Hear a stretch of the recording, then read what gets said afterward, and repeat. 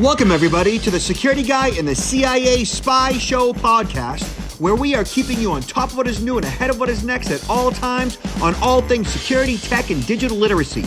Knowing that when good people like you want to make sure that their money, their family, and their business is safe and secure from attackers, hackers, and thieves, or you just want to make sure your tech is running smoothly, my name is Robert Siciliano.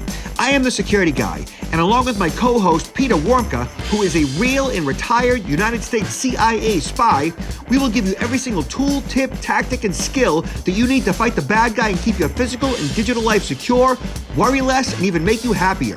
This podcast will help you breathe easier with less stress and a greater sense of well-being. So let's get at it.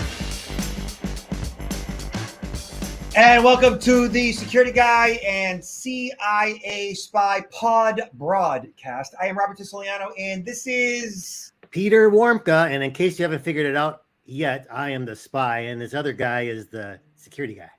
So I am the security guy. I have been in my professional life a private eye, which isn't necessarily a CIA, but it definitely is a spy. I worked, undercover, which means I spent time basically following around people that were engaged in, insurance, where they had some type of a workers' comp claim. My job was to follow them around and make sure that they weren't, siding their house.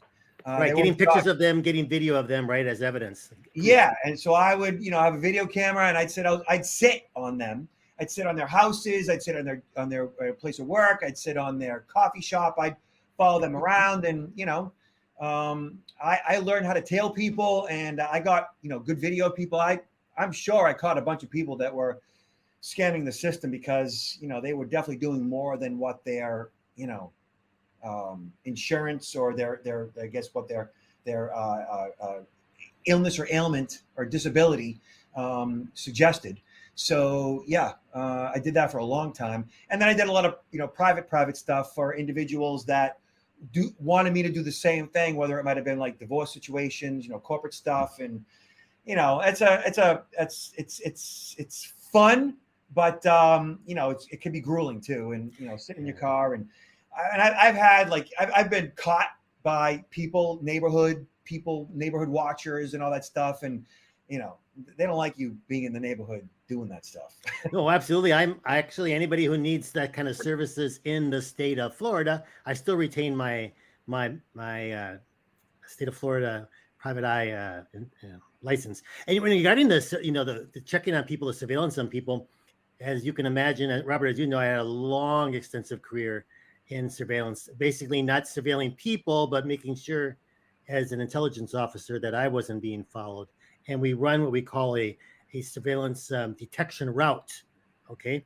And to determine, we go out, it might look like a series of errands that we're running or meetings that we're holding, and we might be out there for 45 minutes, an hour, 2 hours, just to ensure that we have absolutely nobody tailing us, especially, the opposition's security service, before we go out and do the dirty deed or whatever the case may be.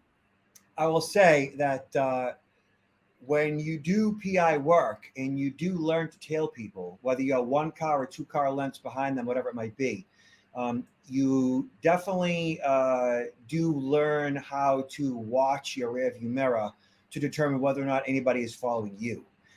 So I've become an expert at, if anybody's paying any unwanted attention to me. Yeah. Well, it's actually a great example of situational awareness. Whether you're worried about somebody actually following you to, just being aware of all your surroundings, rear view mirror, the side view mirrors, not just focusing on what's ahead of you, but all around you, 360. 360, yeah, head on a swivel, no question about it. Mm-hmm. All right, so Peter, we've got, all kinds of interesting stuff to talk about today. Today, via Security Boulevard, one of our favorite publications, they talk about 7 ways to improve your personal security right now. And interestingly, the way that they are referring to personal security quite a bit is digitally. And I will say that not many in the security industry, when we talk about digital security, cybersecurity, internet security, do many refer to it as being personal security. Generally, from most security professional's standpoint, security is referred to physical security as personal security and cybersecurity as, cybersecurity.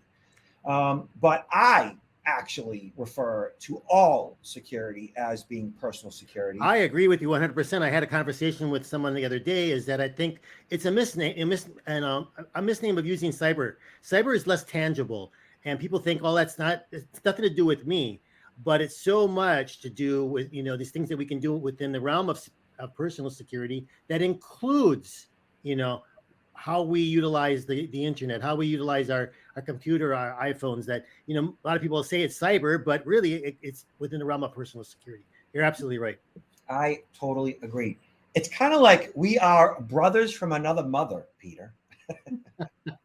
I want to meet your mother. I'll see. Right? Okay. Password reuse. Okay. So look at plain and simple. Most people should know at this point, especially if you are a subscriber to our pod broadcast. And by the way, hit that subscription button. Dominica keeps telling me, tell people to subscribe. Please subscribe. Subscribe it, share it, forward it, whatever you got to do.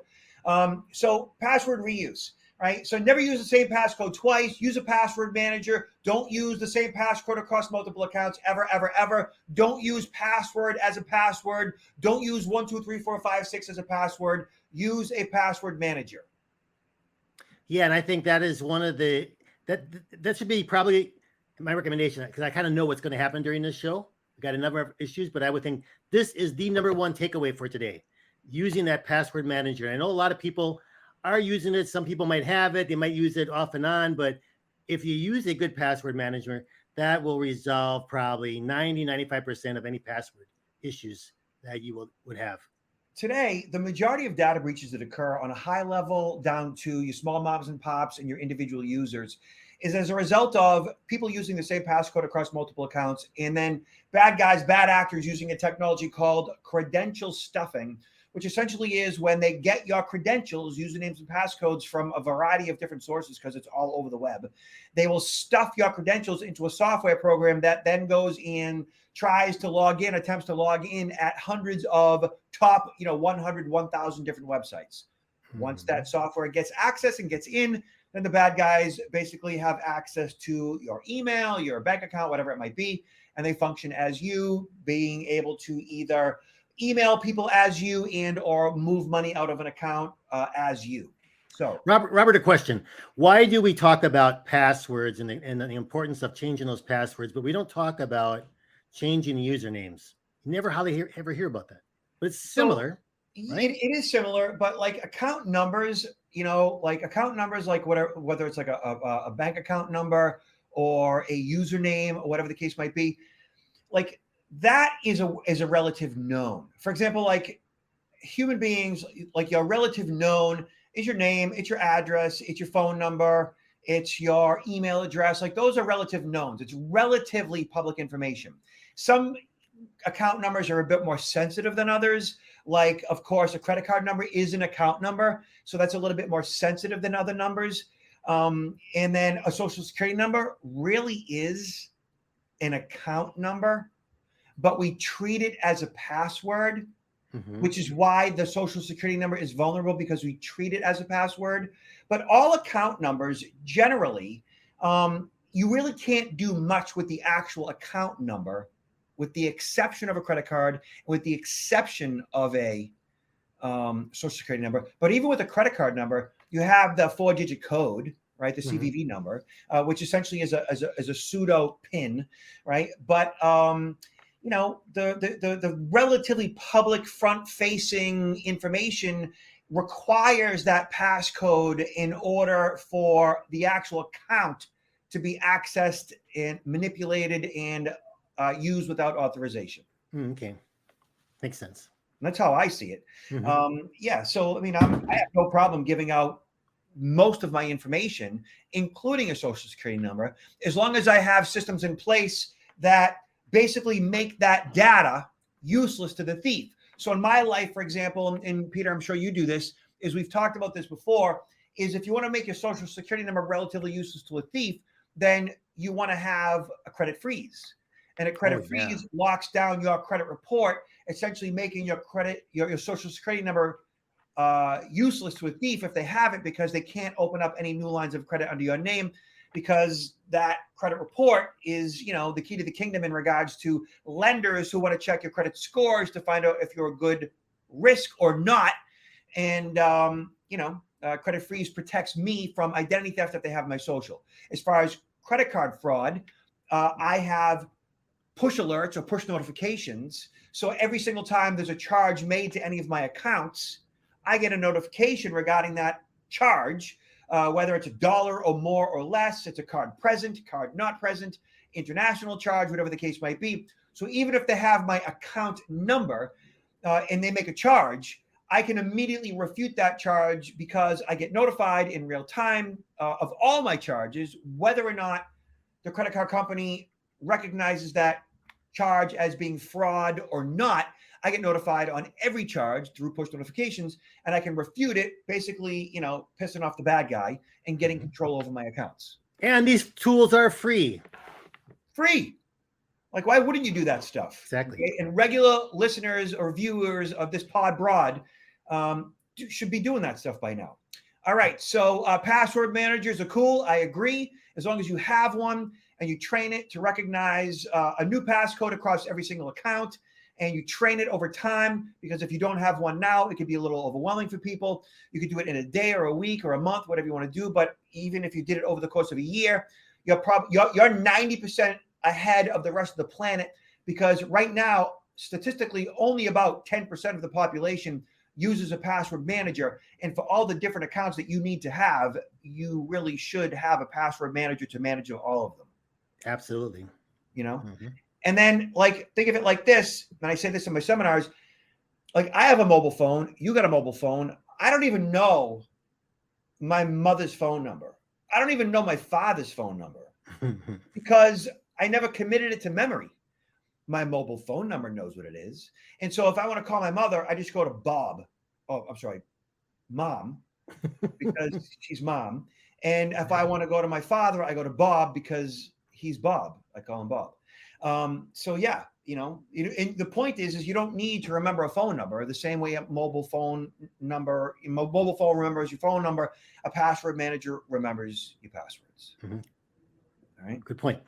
Multi-factor authentication. That's just duh. As long as you have it, your phone is that second factor. You get that one-time passcode. Peter, do you use multi-factor authentication for every website that offers it? I do, but there's sometimes that maybe they offer it and I'm not even, what I need to do, incorporate in practice, is to look on those websites to see that they may already have it. Maybe I missed it, Give me an example. Well, I mean, there's a lot of the bank. Some of them will require you to incorporate multi-factor authentication, especially the insurance companies, the banks. But there's other ones that might not. For example, Expedia. Does Expedia require it? All right, well, let's ask. So I just did a quick search right here for PayPal two-factor. And on the top of search shows PayPal. What is two-step verification, and how do I turn it on off? So if you want to turn on off PayPal two-step verification, Google it. So Expedia, let's check it out. Let's see if they offer it, right? That's how we do this. Expedia two-factor authentication. All right, top of search. Does Expedia have strong website? Expedia has been hacked. Yes, Expedia maintains web security. One login. I don't think so. I don't see it either, because if they had it, it would be up there. You would see it. Mm-hmm. So one login, right, is secure access to Expedia with one login. So your free trial is waiting. So this looks like a site, a tool that works with companies that may not have that and will facilitate that process for you. So I would consider starting here. Mm-hmm. Whether this right here is for individual use or corporate use, I'm not really sure. But, hey, if there's an opportunity there, I would say check it out. If it's more security, go for it, right? Absolutely. All right. Yeah. And then next on our chopping block is antivirus. Have it. I'm fine with pretty much all of them. They all do pretty much the same thing: blacklists, whitelists, whatever the case might be. And then that's usually how they work. They blacklist and whitelist like ports in firewalls. That's basically what they do. And then from there, they all either have like a premium product with paid versus free. The paid has multiple layers like antivirus, anti-spyware, anti-phishing, and a firewall. And then free is just, antivirus. I tell people pay for it. And the reason why you pay for it is all those layers of protection are necessary, I think. You may have those other layers elsewhere, but I think with antivirus, you really should pay for it. But caution as well, though, because some of these, I've been seeing these phishing emails advising that your antivirus software is expiring and you need to renew it, and click this link, right? So as we always say, go to the source, go to the website of the service provider. Do not rely on those notifications for anything that you receive via email. Yeah, in the past few weeks, I've received a specific email that looking like it was coming from McAfee. Oh, I get a lot of those. Yep. Yeah, and it said, and it gave me account numbers, and it said, "Hey, customer, your McAfee antivirus is expired, and it needs to be updated. Please call our toll-free number or respond to this email with credit card information," which I'm doing neither.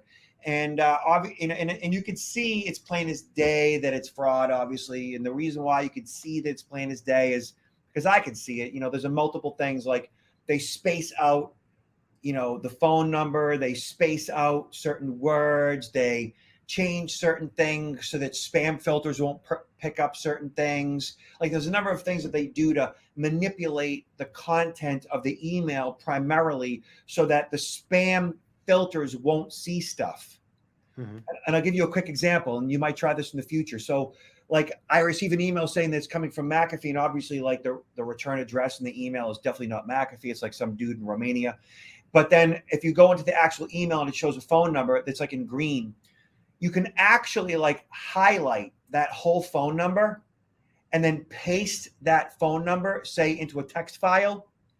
And what you'll see in the text file is a lot more numbers that didn't show up in the email, meaning that in between the green numbers were white numbers that you couldn't see because the background of the email is white, right? And the reason why they do that is because what the spam filters do is they pick up on characteristics inside of the actual email.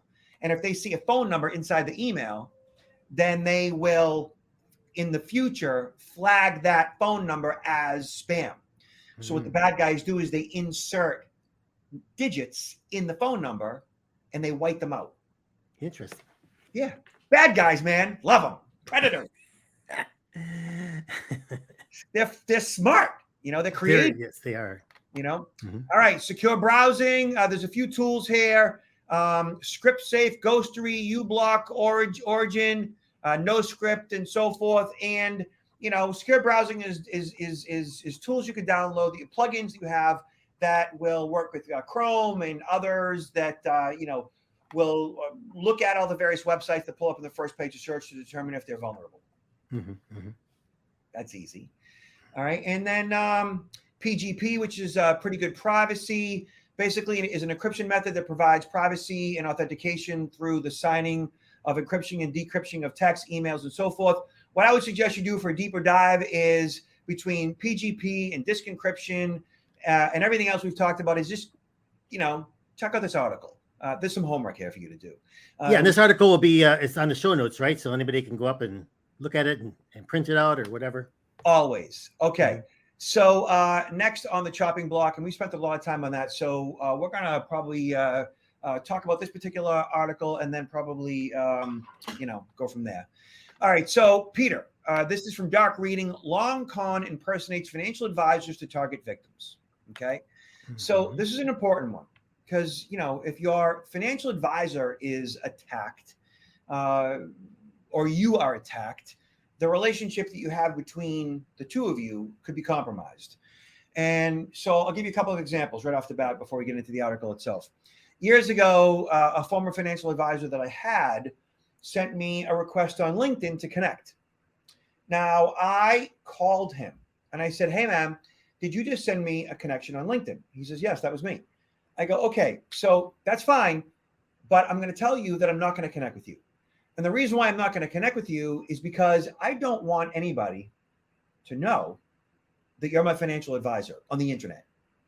Because if anyone is to decipher that all of your connections, financial advisor, are your clients, then the next best thing for the bad guy is to hack you and then pose as you, obviously through your account, and then reach out to all of your clients via LinkedIn and socially engineer all of your clients and say, hey, it's, Jim, your financial advisor. There's a crypto coin is a new, investment that my team's been spending a lot of time on. And we suggest that you make this investment here. And you're going back and forth with your financial advisor on LinkedIn thinking, okay, it's my financial advisor on LinkedIn who's communicating with me on LinkedIn. And why wouldn't I just do what he says? Because he's my financial advisor and I know him and I like him and I trust him. Mm-hmm.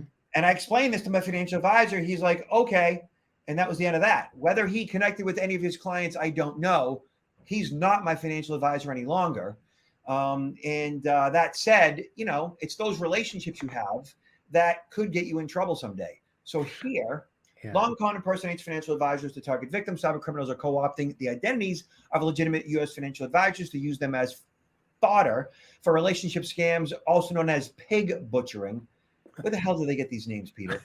Well, they do draw our attention, right? What the heck is that? And we look into it. It's pig butchering, man. Which end with the theft of investments. Okay, so fraudsters have donned the identities of legitimate U.S. financial advisors in an effort to gain trust of victims. It's all about trust before recommending fraudulent financial investments. According to threat intelligence service Domain Tools, the con artists, most of whom appear to be located in West Africa, of course they are, have advertised on popular social media platforms, including TikTok, using the information of actual financial advisors, copying personal biographical information and work details. Mm-hmm. Very easy to do. Yeah, because if you put it out there, their goal is to gain the confidence to gain the confidence of their victims using message applications and email, and then convincing, love it, the individuals to invest in fraudulent cryptocurrency schemes. There you go. To date, the fraudsters have successfully stolen millions of dollars, according to Domain Tools research notes. In the end, there are two types of victims in this fraud campaign. There is the victim who lost money in cryptocurrency. And then, of course, there is the financial advisor whose identity was compromised and destroyed online. I don't want to slam financial advisors. A lot of excellent financial advisors out there, but I think sometimes there's more of the financial advisors are focusing on wealth generation and not enough on wealth preservation. Someone can spend their entire life working and saving up, their money in their 401 and that's great. The wealth advisor is helping them, grow that.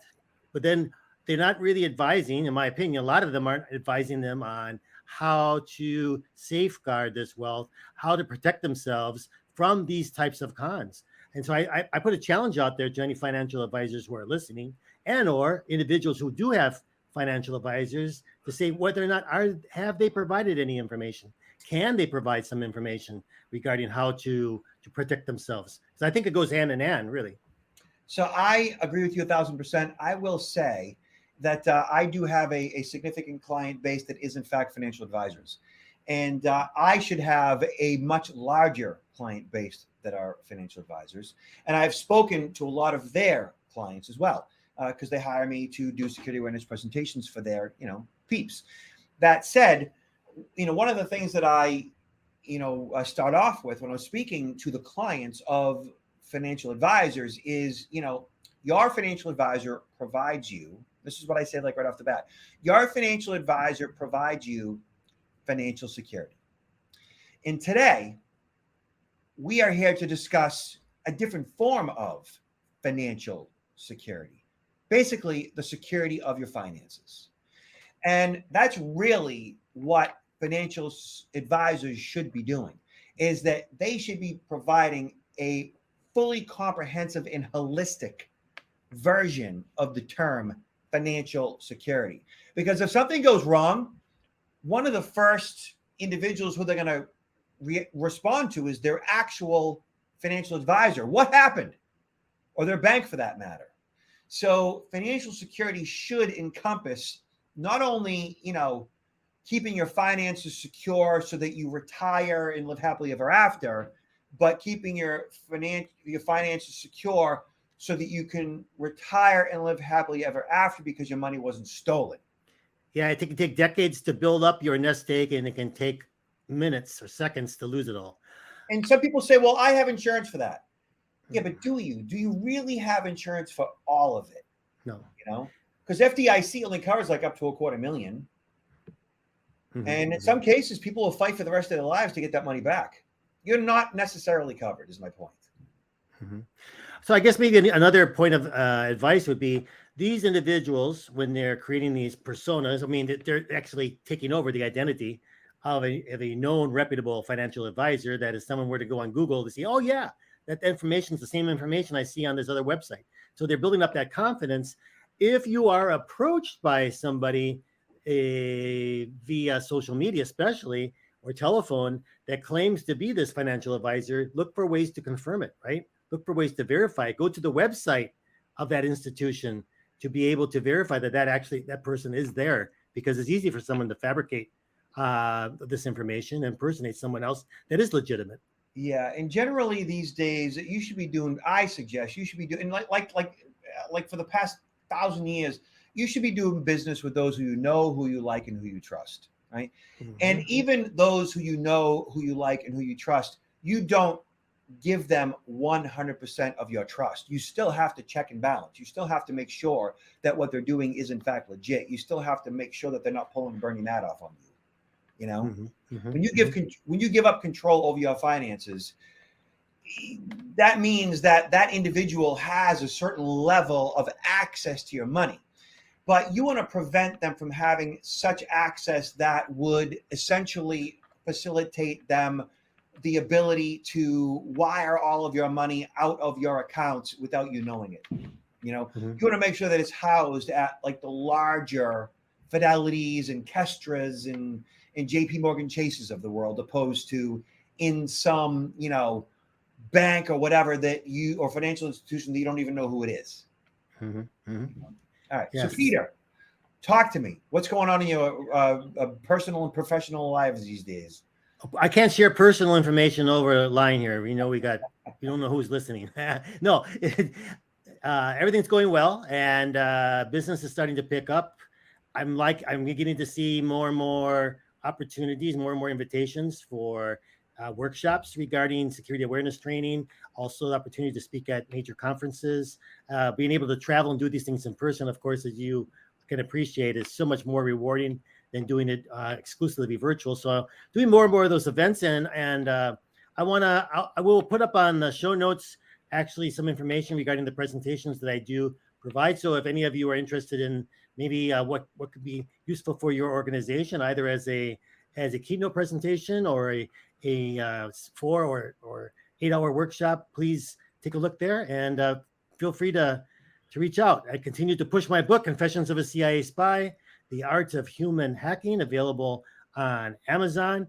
And I'm beginning to hit the keyboard, and I'm writing a few other books, and I won't tell you what they're going to be yet, but later this year, I'm hoping that I'll come up with something that could be very, very useful. I'm excited about it.